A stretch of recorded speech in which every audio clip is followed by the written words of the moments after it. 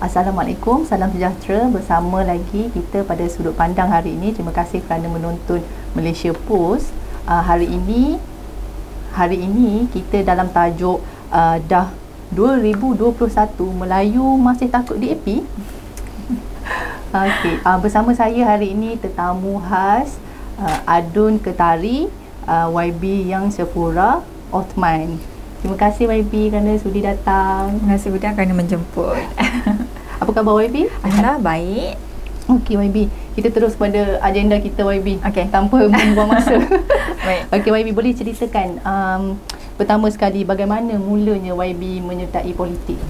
Okey, saya nak kata keluarga dalam politik ni kita daripada kecil lagi saya dah ikut mak dengan ayah pergi ke ceramah ataupun program-program PAS. Memang keluarga dulu aktif dengan PAS lah. Kemudian kini dari zaman sekolah kita dah biasa.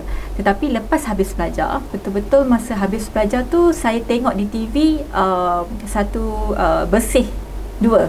Saya tengok kenapa diorang turun ke jalan raya, kenapa polis buat macam ni dengan FRU dan sebagainya. Saya tertanya-tanya. Kemudian itu membuatkan perasaan saya nak turun untuk bersih 3 pula. Jadi start dari bersih 3, 4, 5 dan sebagainya. Kemudian dari situlah saya mula nak minat lah kita sebelum tu saya masuk NGO Solidariti Anak Muda Malaysia. Di situ kita aktif bersama dalam sebagai aktivis politik dan sebagainya lah. Dan situ kemudian pada 2014 saya masuk menyertai parti DAP. Jadi kenapa DAP YB? Itulah macam tadi tajuk yang Huda cakap tadi, 2021 pun masih lagi Melayu DAP, Melayu DAP, macam boringnya. Kan? Tak habis-habis lagi persoalan tu. Sedangkan DAP ni bukannya parti yang orang kata parti diharamkan ke dan sebagainya. Dia masih ada lagi sehingga hari ini sejak tahun 60-an dan masih mengikut Perlembagaan Malaysia dan sebagainya. Dan kenapa DAP? Sebab pada ketika itu pada tahun 2014 saya masih tu aktif dengan NGO dan sebagai aktivis. Saya lihat saya rasa dah tiba masa untuk saya masuk politik. Dan saya terfikir parti mana saya nak masuk? Adakah parti PAS yang saya dah lama bersama dengan keluarga, ataupun PKR ataupun DAP. Masa tu ada 3 tu je lah. Dan 3 pilihan tu lah. UMNO memang tak lah. Memang so yelah kita pembangkang kan. Memang tak terfikir langsung dengan UMNO. Tapi saya lihat dengan keadaan politik pada masa itu, saya rasa DAP adalah sebuah parti yang saya rasa sesuai dengan jiwa dan apa yang saya nak lakukan. Kerana DAP dia memperjuangkan rakyat ataupun masyarakat yang tertindas, yang terbelakang dan sebagainya, di mana itu juga ada dalam jiwa aktivis saya. Dan saya rasa DAP adalah parti yang sesuai, dan di mana juga pada ketika itu dia memberi peluang dan ruang untuk wanita dan anak muda khususnya. Kalau kita lihat pada ketika itu ramai calon ataupun wakil rakyat anak muda, dan saya rasa ini parti yang memberi peluang dan ruang kepada semua orang, tidak kira bangsa ataupun agama. Dan bagi saya yang paling penting juga adalah kerana DAP adalah parti untuk rakyat Malaysia. Dia bukannya parti pada satu kaum sahaja atau satu bangsa saja, tetapi ia untuk rakyat Malaysia. India, Melayu, Ipan, Kadazan, semuanya ada dalam parti itu. Jadi saya memilih DAP. Jadi YB sebelum membuat keputusan, YB membuat keputusan untuk menyertai DAP, tak ada rasa macam bimbang ke? Nanti kan orang cakap sebab Melayu kan dia cakap sertai DAP ni pengkhianat, macam mana YB? Betul, sebab pada tahun 2014 Diana Sofia bertanding dalam PRK Teluk Intan, teruk dia kena dihentam Melayu pengkhianat bla bla bla sebagainya lah. Dan saya terfikir, ini kalau masuk ni mesti kena sikit, tapi orang tak kenal kot, siapa kita kan, macam tak apalah. Tapi tak sangka malam saya hantar borang 26 Jun atau Julai 2014. Next day tu saya kena teruk. Sebab saya pernah kena masa saya join bersih dulu. Saya kena label macam-macam lah semasa saya menyertai perhimpunan bersih 3. Dan bila masuk DAP tu teruk saya kena. Saya terkejut. Family pun terkejut sebab saya tak bagi tahu sesiapa pun saya nak masuk DAP. Jadi tapi diorang taklah marah, cuma diorang kata kenapa tak bagi tahu dan sebagainya. Tapi diorang terimalah keputusan saya.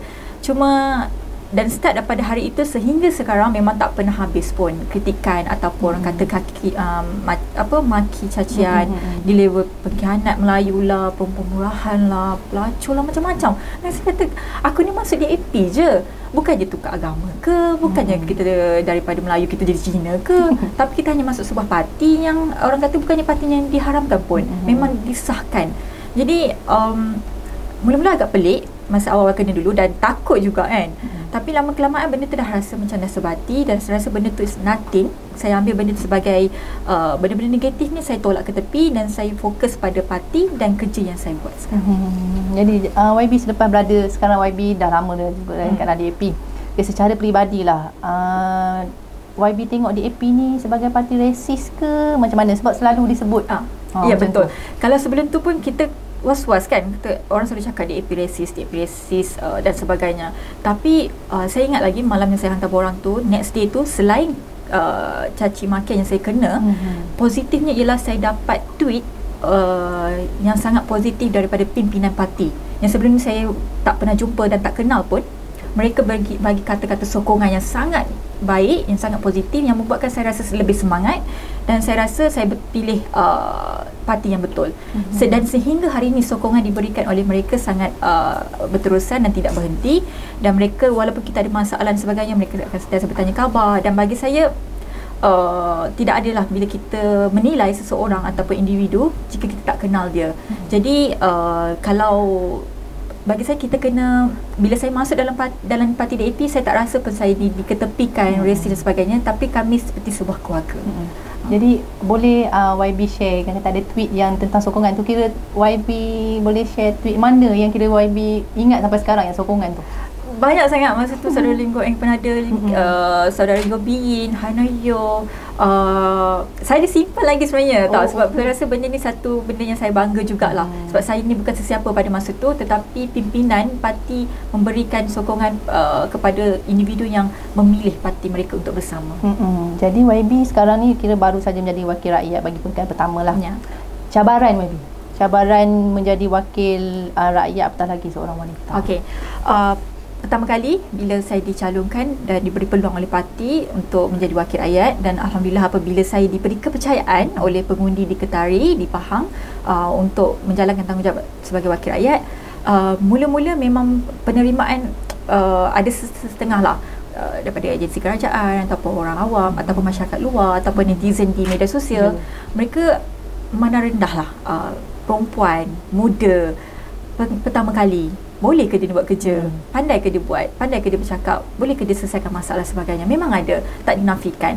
Tetapi bagi saya itu ada satu orang kata cabaran untuk saya. Kita buktikan bahawa kita perempuan ke, kita muda ke, tua ke, lelaki atau wanita, tak beza. Apa yang penting adalah tanggungjawab kita untuk buat kerja dan apa yang kita deliver tu sampai atau tidak. Dan alhamdulillah lah, saya rasa dah 2 tahun ni mungkinlah saya tak dapat puaskan hati semua pihak ataupun semua pengundi saya, tetapi saya dah berusaha lah untuk melakukan kerja dan tanggungjawab saya di kawasan, dan biarlah mereka sendiri yang menilai tahap bagaimana saya menjadi wakil rakyat kepada mereka. Jadi macam mana penerimaan mereka tu YB? Daripada awal sehingga sekarang saya tak pernah lagi lah menerima orang kata orang pengundi ataupun masyarakat datang berdepan marah you tiba-tiba ke kan, tiba-tiba maki ke marah ke, tak pernah lagi. So far setakat ini alhamdulillah baik, tetapi kita tak tahu hati orang kan, tak tahulah, mungkin belakang lepas kita jumpa dia marah ke apa, kita tak pasti. Tapi yang penting kalau setakat ini penerimaan tu baiklah. Sebab saya pastikan setiap bulan tu kita turun ke setiap kawasan untuk kita berjumpa orang asli, masyarakat India, masyarakat Melayu, masyarakat Chinese kan. Jadi kita turun ke setiap untuk bertemu dengan mereka. Jadi macam mana masa mula-mula YB berdepan kan, mana menyantuni mereka tu pada buat pertama kali? Ada rasa berdebar ke kan? Takut sebab ada setengah kawasan ni orang kata macam terlalu hardcore, UMNO ke, BN ke, atau PAS atau hardcore, ataupun terlalu nilai kan, ada mungkin resis sebagainya. Ada setengah tempat seperti itu. Memang sehingga sekarang pun saya masih rasa tidaklah, tak nak rasa selesa. Kita kena sentiasa berhati-hati. Jadi saya rasa masih penerimaan tu baiklah, cuma perasaan tu masih ada sehingga sekarang. Mm-hmm. Kadang kita fikir diorang ni puas hati ke tidak, diorang okey ke tak dengan kita. Sebab kita kena sentiasa kan jangan terlalu selesa, kerana kita tak tahu hati dan perasaan orang, kita tak tahu penerimaan orang macam mana. Yang penting kita buat kerja terus, dan biarlah kita tengoklah macam mana penilaian tu. Untuk PR yang akan datang, insyaAllah. InsyaAllah. Jadi ada pihak YB yang mereka lihat DAP ni digunakan wanita muda, cantik untuk dapatkan sokongan orang muda Melayu. Okay. Cantik ke? Okey, kalau nak katakan DAP mempergunakan wanita muda dan sebagainya, sebenarnya kalau kita lihat untuk PRU 14 yang lepas, ada ramai je calon lelaki yang muda, yang Melayu yang menang pilihan raya, seperti saudara Edri Faizal di Dusun Tua Selangor, saudara Syed Omar di Johor. Jadi sebenarnya ia bukan kata DAP mempergunakan Melayu muda, wanita, cantik dan semata-mata, tetapi DAP memberi peluang dan ruang kepada kami orang muda ni.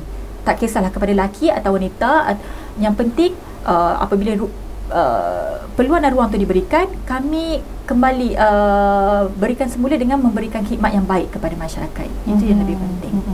Jadi sekarang ni YB, berapa ramai orang Melayu dalam DAP YB? Okey, saya tak pasti berapa peratus sebagainya. Sebab bagi saya, bagi DAP, kita lebih kepada kualiti daripada kuantiti. Kualiti itu lebih penting.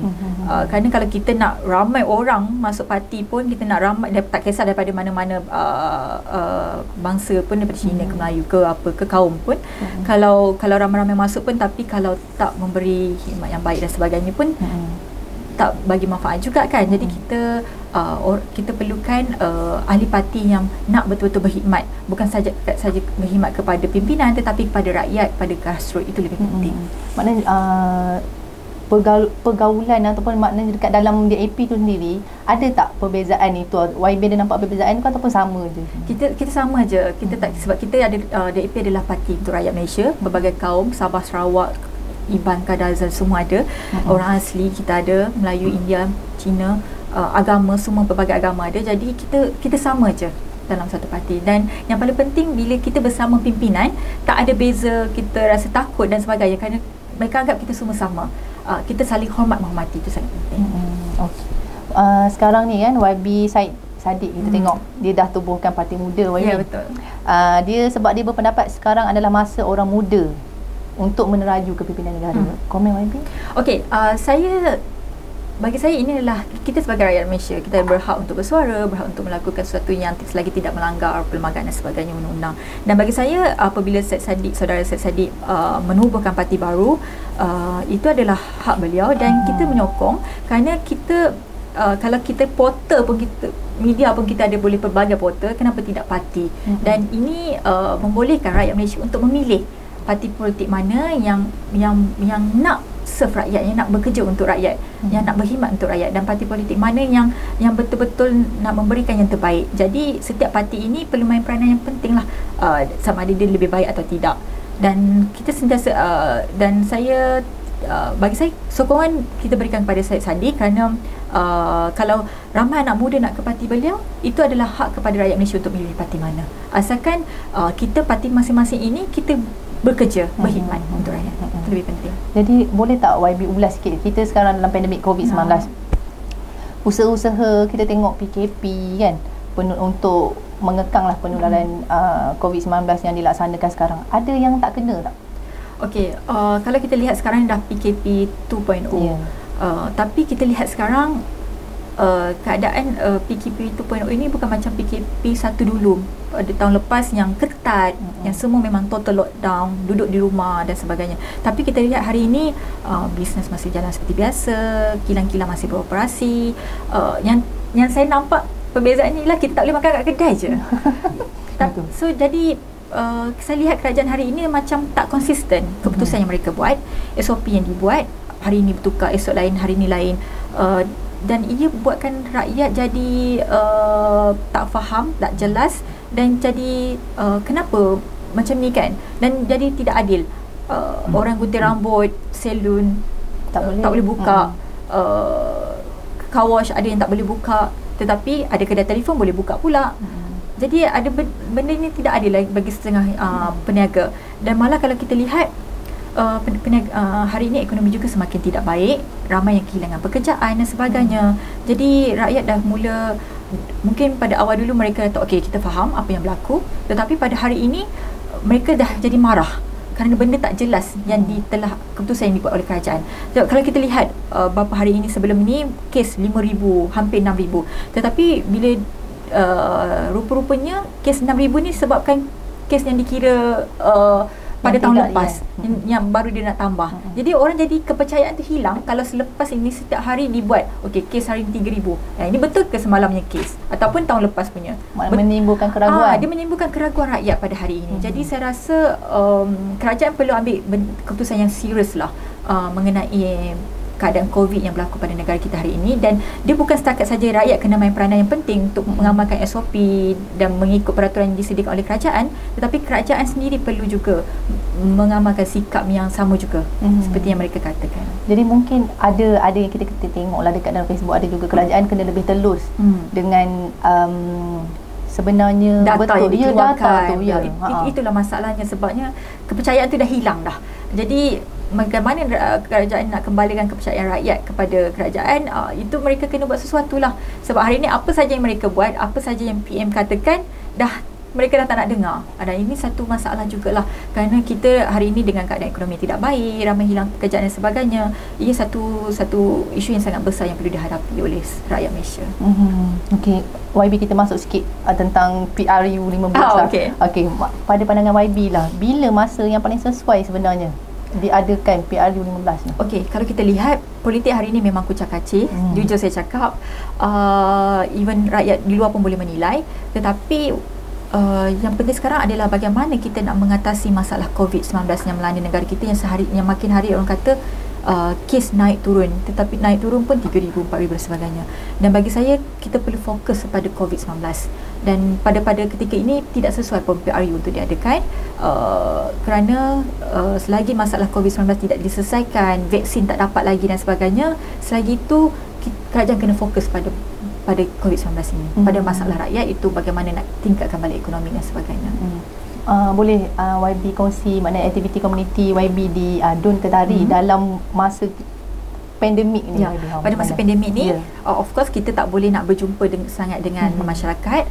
Kita pun takut, masing-masing perlu menjaga diri dan follow SOP dan sebagainya. Jadi saya lebih kepada kita memberi bantuan door to door kepada mereka yang kehilangan pekerjaan dan sebagainya, dan hilang pendapatan. Jadi mereka perlu bantuan makanan asas, dan juga kita hantar bantuan kepada pihak penjara, kita hantar bantuan kepada agensi kerajaan yang memerlukan lah bantuan-bantuan seperti, kita lebih fokus kepada makanan lah, kerana pada ketika ini itu yang orang perlukan sangat, yang mana mereka yang mana hilang pekerjaan, itulah mereka harapkan. Jadi pada PRU yang akan datang, adakah YB akan kekal bertanding di kerusi Dun ataupun akan beralih kepada Parlimen pada YB? Itu saya serahkan kepada parti dan juga parti yang akan membuat keputusan. Bagi saya hanya akan pada ketika ini saya berkhidmat untuk Dun Ketari, saya bekerja untuk mereka, dan saya perlu jalankan tanggungjawab saya sebagai wakil rakyat. Dan untuk PRU akan datang, biar parti yang menilai dan biar rakyat sendiri yang menilai lah. Dan ke mana kita pergi, yang penting kita buat kerja lah. Tak buat kerja pun orang tak nak juga. Betul YB. Kira sekarang ni kita tengok krisis dekat krisis politik di Perak itu YB. Ada ura-ura UMNO sedia bekerjasama dengan DAP YB. Jadi adakah YB rasa suatu hari nanti mungkinkah akhirnya UMNO boleh bekerjasama dengan DAP? Tak tahu, saya tak nak bayangkan UMNO dengan DAP, sebab kita pun tak pernah bayangkan UMNO dan PAS. Dan akhirnya hari ini ada muafakat nasional di mana UMNO dan PAS boleh bersatu. Tak pernah terfikir pun. Dan politik hari ini pun kita tak boleh nak cakap, hari ini saya benci awak, esok mungkin saya sayang awak. Itulah politik hari ini. Jadi bagi saya, apa yang baik untuk rakyat, itu yang lebih baik untuk kita semua. Sebab kita perlukan satu sama lain, dan itu terserahlah pada pimpinan parti dan sebagainya. Jika berlaku kerjasama tu YB? Saya tak tahu. Saya serah pada pimpinan parti lah, tapi tak berani nak cakap. Bagi saya, apa yang baik itulah yang kita teruskan. Jadi YB adalah antara wakil rakyat yang kita tengok kerap memaknai aktiviti di media sosial. Penerimaan netizen tu berbeza kan? Betul. Ada yang terima, ada yang persoalkan. Betul. Jadi macam mana mengawal situasi tu YB? Okey, betul. Kadang-kadang bila saya pergi hantar bantuan ke kampung Cina, orang Melayu akan tanya, YB tak pergi ke kawasan kita ni? Padahal sebelum tu kita dah pergi dah. Bila kita pergi kawasan Melayu, macam tu jugalah feedback yang kita dapat. So sebenarnya kita pergi ke semua tempat, tetapi kadang-kadang dia tak tengoklah kot post-post dulu ni. Bagi saya, kita nak memuaskan hati semua pihak ni bukan mudah. Bukan senang kita nak sukakan, nak bagi orang happy. Bagi saya, kita buat apa sekadar saya mampu, yang saya boleh buat, saya buat, dan biar diorang sendiri tengoklah. Yang penting kita, bantuan yang kita nak berikan pada mereka memerlukan tu sampai. Dan mungkin ada yang kita terlepas pandang. Jujurlah, tak semua masalah rakyat yang kita dapat bantu atau dapat selesaikan, atau kita tahu. Ada yang kita kadang duduk sebelah rumah pun kita tak tahu jiran kita mengalami masalah seperti yang berlaku pada arwah adik yang meninggal baru-baru ini kan, Amar kan. Jadi sebab itu saya harapkan feedback juga daripada masyarakat setempat. Kalau ada orang memerlukan bantuan dan sebagainya, mereka kena maklum pada kita juga. Mungkin kita ada terlepas pandang. Jadi mungkin ada sesuatu yang YB nak sampaikan kepada penonton Malaysia Post, mungkin nak perbetulkan ke stigma orang. Okey.